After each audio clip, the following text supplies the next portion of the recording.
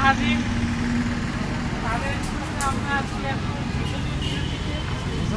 আমরা এখন এমন একটি জিনিস খাবো, যা দই, দইয়ের ভিতর আটা আটা একটা জিনিস থাকবে যা খাইলে মিষ্টি থাকবে, এবং এবারের দাঁতের কালো দাগ এই দুধে পরিষ্কার হয়ে যাবে।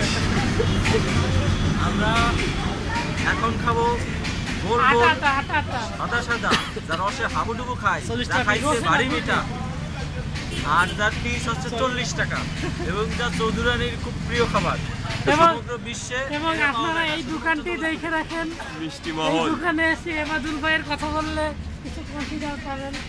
সে বরাবরই এখান থেকে এসে 10টা 12টা 20টা 50-70টা কিনে নিয়ে যায়। মাঝে মধ্যে বলে আপনাদের যে কয়টা হয়েছে আমাকে দেন, আমার লোক আছে।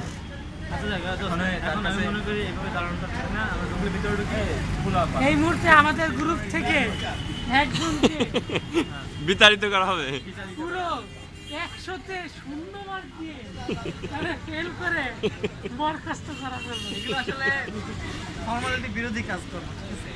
তাকে রাখা হয়েছে একমাত্র টিস্যু রাখার জন্য, এই টিস্যু দিয়ে যে পকেটে রুমালের বদলে রুমালের বদলে টিস্যু।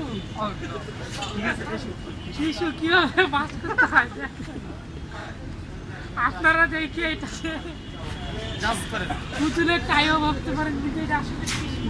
এটা দোকান থেকে চুরি করা, আমার পরে টিস্যু চুরি করার একটা পদ্ধতি। খাওয়ার পরে টিস্যু পকেটে যাবে।